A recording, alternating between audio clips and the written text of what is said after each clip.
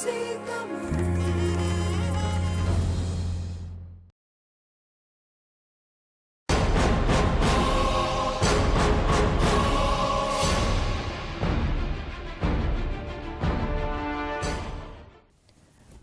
நேயர்களே, பைபிளும் கிறிஸ்தவுமான இந்த நிகழ்ச்சியினூடாக உங்களை சந்திக்கிறதிலே நான் மிகவும் மகிழ்ச்சி அடைகின்றேன்.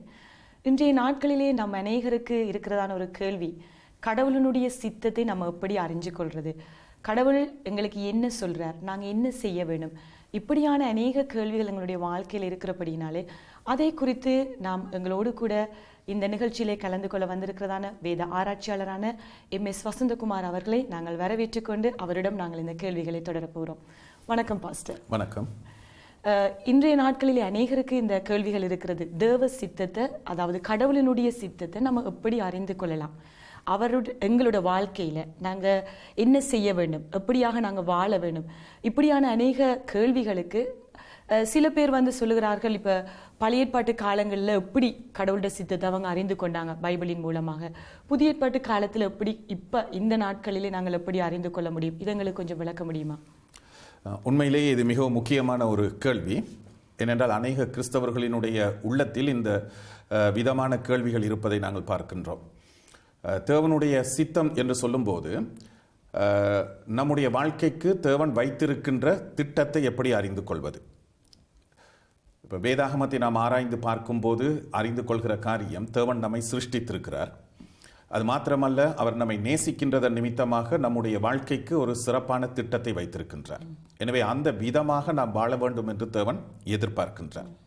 இந்த விதமாக நாம் தேவனுடைய சித்தத்தின்படி வாழ்வதற்கு அவர் வேதாகமத்தில் நிறைய கட்டளைகளை கொடுத்திருக்கிறார். இப்போ உங்களுடைய கேள்விக்கு ஒரே வார்த்தையில் பதில் சொல்ல வேண்டும் என்று சொன்னால், தேவனுடைய சித்தத்தை எப்படி அறிந்து கொள்ளலாம் என்பதற்கான பதில் தேவனுடைய வார்த்தையான வேதாகமத்தில் தேவனுடைய சித்தத்தை நாம் அறிந்து கொள்ளலாம். தேவனுடைய வார்த்தையில நம்ம அறிந்து கொள்ளலாம் என்று சொன்னால், பழைய ஏற்பாட்டு காலத்துல இருந்ததானவர்கள் கடவுளுடைய வார்த்தை அவர்களுக்கு இருக்கவில்லை, வேதாகமம் இருக்கவில்லை.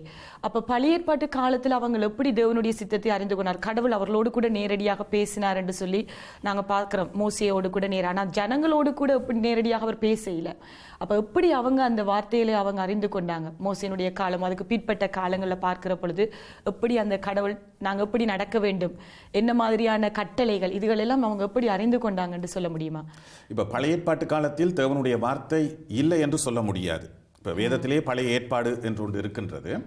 ஆனாலும் ஆரம்ப காலத்தை நாம் பார்த்தோம் என்று சொன்னால், தேவன் மனிதர்களோடு நேரடியாக பேசி வந்தார். இப்பொழுது மோசேயின் மூலமாக தேவன் நேரடியாக பேசினார்.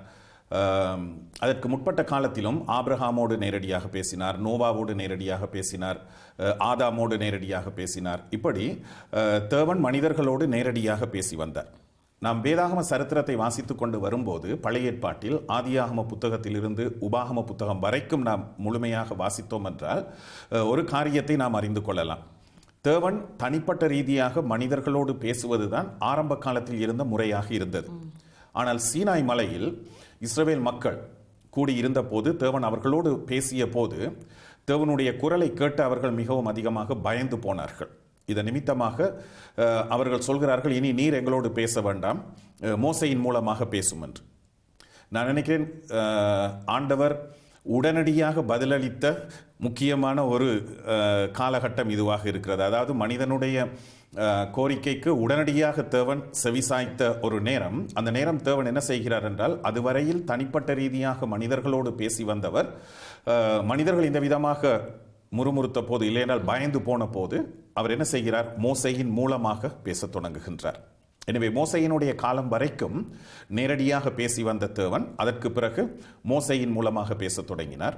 மோசையினுடைய காலத்திற்கு பிறகு யோசுவாவின் மூலமாக பேசினார். அப்படியே தீர்க்கதரிசிகளினுடைய காலம் வரும் வரைக்கும் இந்த விதமான தலைவர்கள் மூலமாக தேவன் மனிதர்களோடு பேசி வருவதை நாம் பார்க்கின்றோம். நேரடியாக ஒரு சாதாரண மனிதனோடு கூட கடவுளால் ஏன் பேச முடியவில்லை? பேச முடியவில்லை என்று நாம் சொல்லக்கூடாது. அவர் நினைத்தால் இன்றைக்கும் நம்மோடு கூட நேரடியாக பேசலாம். இன்றைய காலகட்டத்திலும் அந்த விதமாக தேவனுடைய குரலை கேட்டவர்கள் இருக்கின்றார்கள், இல்லை என்று சொல்ல முடியாது. ஆனால் வேதாகம சத்தியத்தை நாம் ஆராய்ந்து பார்க்கும்போது, யோசுவாவினுடைய புத்தகத்தில் ஒரு காரியத்தை நாம் கற்றுக்கொள்கிறோம். இப்போ மோசே இருக்கும் வரைக்கும் 40 வருஷ காலமாக தேவன் மோசேயின் மூலமாக மக்களோடு பேசி வந்தார். இப்போ மோசே என்ன செய்தார் என்றால் தேவன் தன்னோடு பேசிய எல்லாவற்றையும் ஒரு புத்தகமாக எழுதி வைத்திருந்தார். இப்போ ஆதியாகமத்திலிருந்து உபாகமம் வரைக்கும் உள்ள 5 புத்தகங்களும் மோசேயினால் எழுதப்பட்ட புத்தகங்கள். எனவே இந்த புத்தகங்களில் மனிதர்களுக்கு என்னென்ன விதமான அறிவுறுத்தல்கள் அவசியமோ, அதாவது தேவனுடைய சித்தம் என்ன என்பதை மனிதர்கள் அறிந்து கொள்வதற்கு ஏற்ற விதமான காரியங்கள் அத்தனையையும் தேவன் வெளிப்படுத்தி வைத்திருந்தார். எனவே மோசேயினுடைய மரணத்திற்கு பிறகு தேவன் யோசுவாவோடு பேசத் தொடங்குகிறார். 1ஆம் அதிகாரம் 5ஆம் வசனத்திலிருந்து 9ஆம் வசனம் வரைக்கும் நாம் வாசித்து பார்த்தால் ஒரு காரியத்தை தேவன் சொல்கின்றார், முக்கியமான காரியம். அதற்கு முன்பு மோசையோடு இருந்தது போல உன்னோடும் நான் இருப்பேன் என்றெல்லாம் சொன்ன தேவன் மோசே எழுதிய புத்தகத்தை, அதாவது நியாயப்பிரமாண புத்தகம் என்று சொல்லப்படுகின்ற அந்த புத்தகத்தை, அதாவது பழைய ஏற்பாட்டு காலத்தில் அந்த முதல் 5 புத்தகங்களும் நியாயப்பிரமாணம் என்று சொல்லப்பட்டது. எனவே இந்த நியாயப்பிரமாண புத்தகம் உன் வாயை விட்டு விலகாதிருப்பதாக, இதில் எழுதியிருக்கிறபடியெல்லாம் செய்ய நீ கவனமாக இருக்கும்படிக்கு இதன்படி நீ நடக்க வேண்டும், இதை இரவும் பகலும் தியானிக்க வேண்டும் என்றெல்லாம் தேவன் சொல்கின்றார். இதில் நாம் என்னத்தை கற்றுக்கொள்கிறோம் என்றால், தேவன் அதற்கு பிறகு யோசுவாவோடு எதுவுமே பேசவில்லை என்பதல்ல. ஆனால் அதற்கு முன்பு மோசையோடு தேவன் எவற்றையெல்லாம் பேசினாரோ அவற்றை மறுபடியுமாக யோசுவாவோடு பேசவில்லை. ஏனென்றால் மோசையோடு பேசியவைகள் எழுதப்பட்ட வேத வாக்கியமாக இருந்ததன் நிமித்தமாக தேவன் என்ன செய்கின்றார், அந்த எழுதப்பட்ட தம்முடைய வார்த்தையை மனிதர்கள் வாசித்து தம்முடைய சித்தத்தை அறிந்து கொள்ள வேண்டும் என்பது அவருடைய நோக்கமாக இருக்கிறது. அப்போ எழுதப்பட்ட வார்த்தைகளின்படியாக அவருடைய சித்தத்தை அறிய வேண்டும் என்று சொன்னால், அதுக்கு பிற்பட்டதான காலங்களில் பார்க்கிற பொழுது வந்த தீர்க்கதரிசிகள் மூலமாகவும் கடவுள் வேறு வேறு வார்த்தைகளை பேசினார். இப்போ அவங்களுடைய தேசங்களில் என்ன செய்ய வேண்டும், தேசத்தின் ராஜாக்கள் என்ன செய்ய வேண்டும் என்று. அப்போ எழுதப்பட்ட வார்த்தைகளை மட்டுமே அவங்க பேசலையே, அதுக்கு பிறகு வேறு வேறு வார்த்தைகளும் அவங்க பேசித்தானே இருக்கிறாங்க. வேறு வார்த்தைகளை அவர்கள் பேசினார்கள் என்று சொன்னாலும், நீங்கள் கவனித்து பார்த்தீர்கள் என்றால் இந்த பழைய ஏற்பாட்டு காலத்தில் இருந்த தீர்க்கதரிசிகள் நியாயப்பிரமாணத்தை அடிப்படையாக வைத்து மனிதர்களோடு பேசுகிறவர்களாக இருந்தார்கள். அவர்கள் என்னத்தை பேசினாலும் அதனுடைய அடிப்படை அந்த நியாயப்பிரமாண புத்தகமாக இருந்தது. அதாவது மக்கள் அந்த நியாயப்பிரமாண வார்த்தைகளின்படி வாழ வேண்டியவர்களாக இருந்தார்கள்.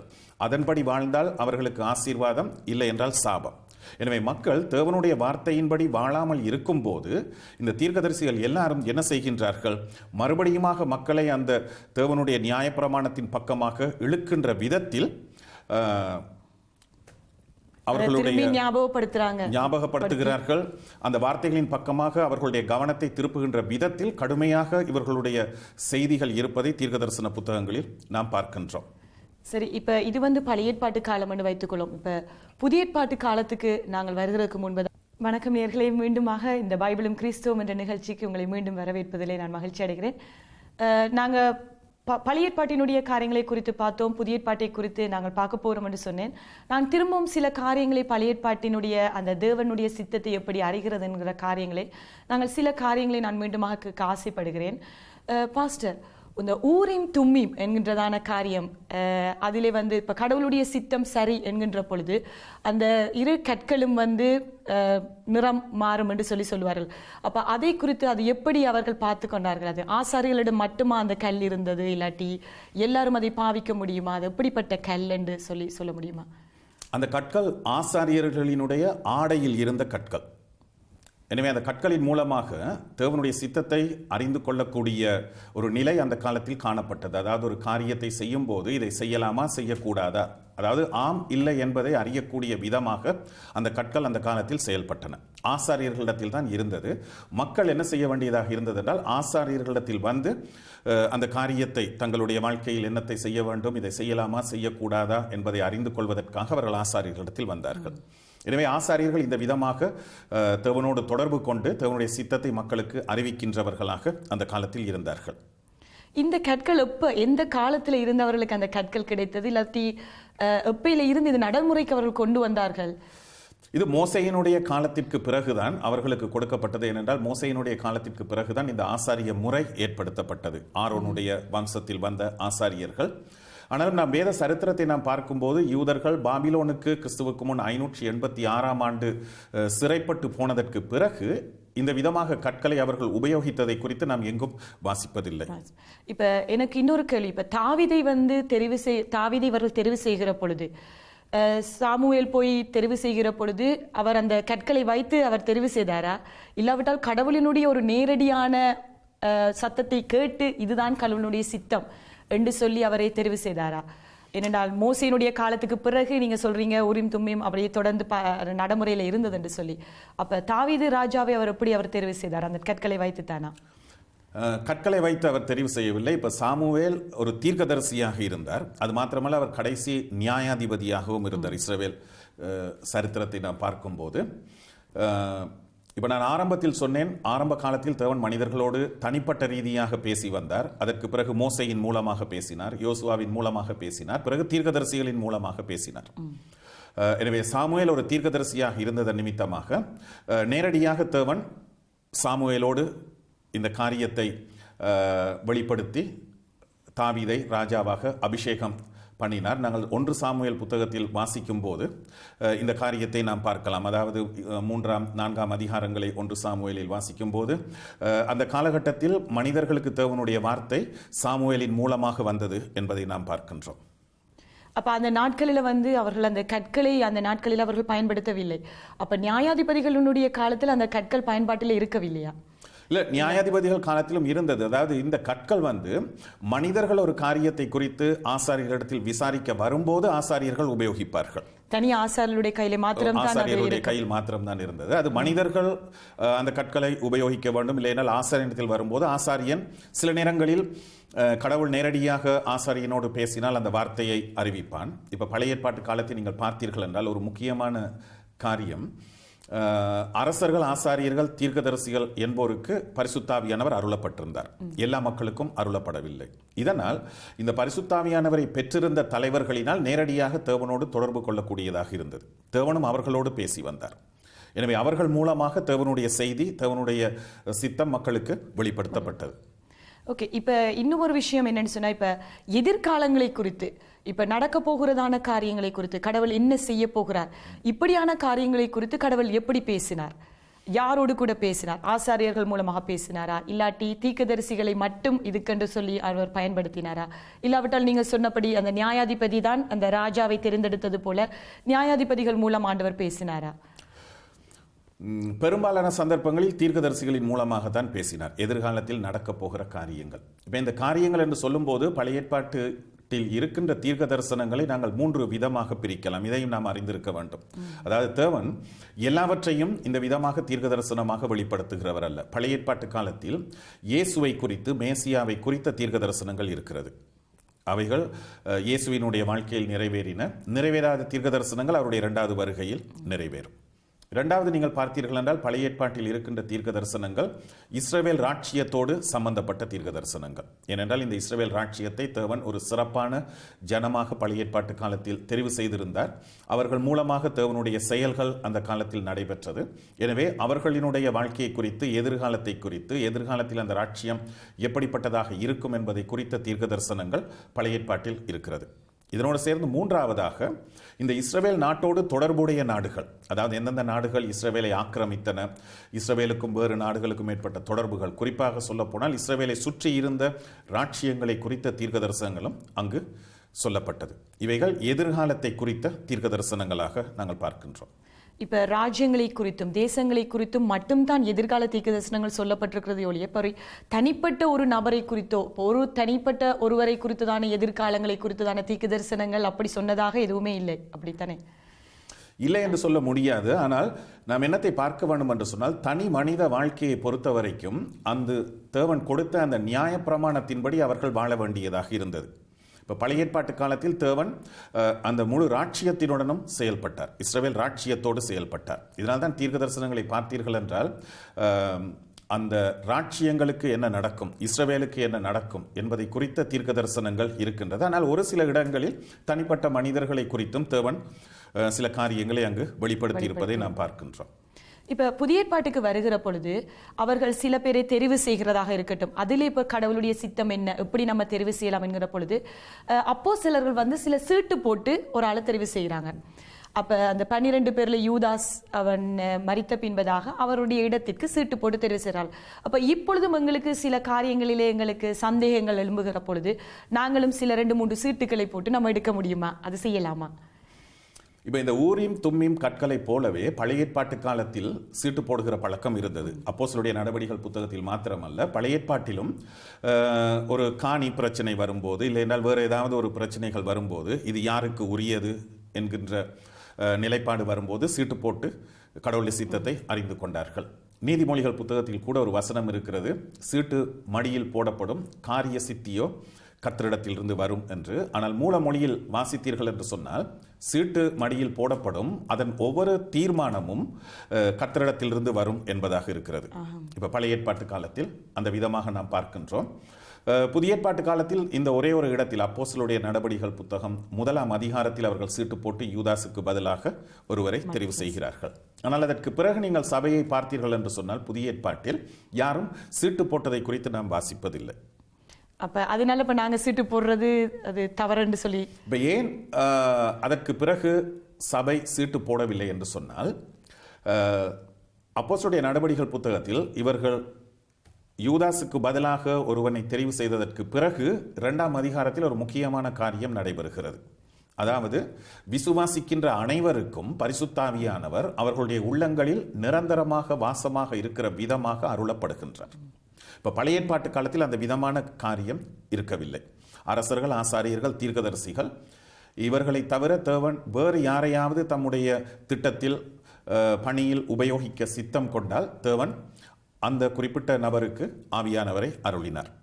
ஆனால் பெந்தெகோஸ்தே நாளில் விசுவாசிக்கின்ற அனைவருக்கும் ஆவியானவர் அருளப்பட்டதன் நிமித்தமாக அவர்களினால் சீட்டு போடாமலேயே அவர்களுக்குள் வாசமாய் இருக்கிற பரிசுத்தாவியானவர் மூலமாக கர்த்தருடைய சித்தத்தை அறிந்து கொள்ளக்கூடிய நிலைக்கு அவர்கள் வந்துவிட்டார்கள்.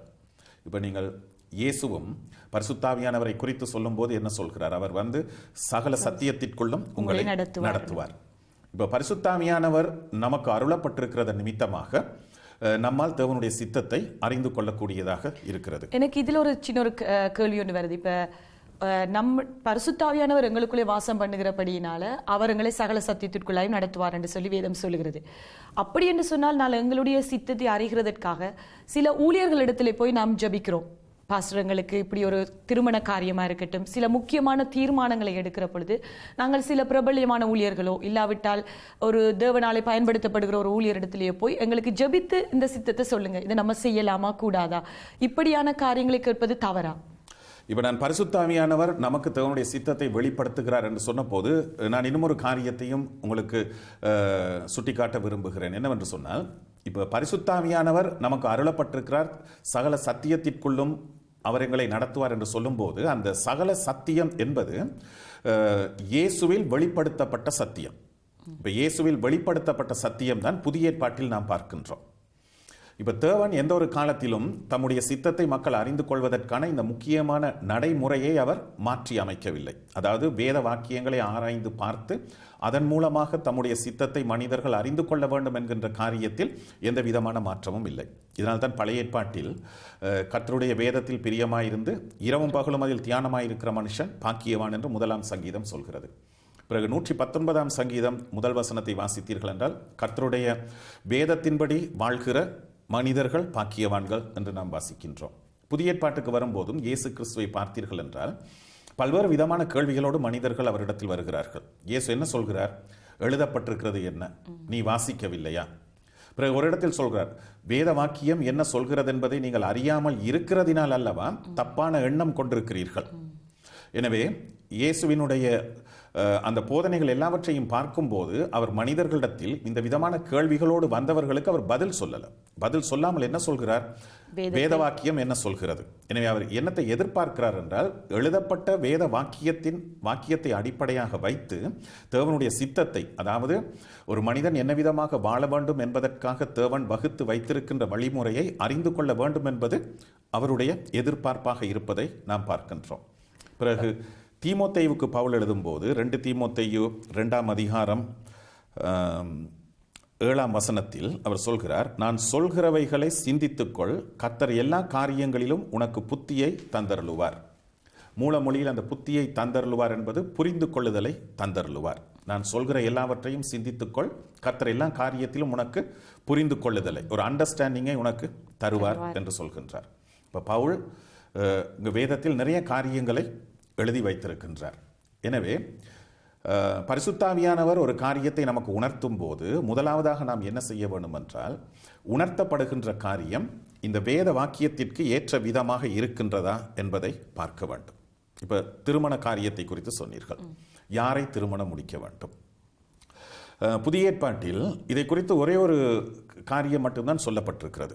1 கொரிந்தியர் 7ஆம் அதிகாரத்தை நீங்கள் வாசித்தீர்கள் என்றால், அப்படி திருமணம் முடிக்கிறவர்கள், அதாவது விதவைகளை குறித்து அவர் சொல்லும்போது, அவள் அப்படியே தனித்து இருக்க அவளுக்கு விருப்பம் என்றால் இருக்கலாம், இல்லை என்றால் இன்னொரு திருமணம் முடிக்க வேண்டும் என்று அவள் தீர்மானித்தால் கர்த்தருக்கு உட்பட்டவர்களாக இருக்கிற யாரையாவது அவள் திருமணம் முடிக்கலாம்.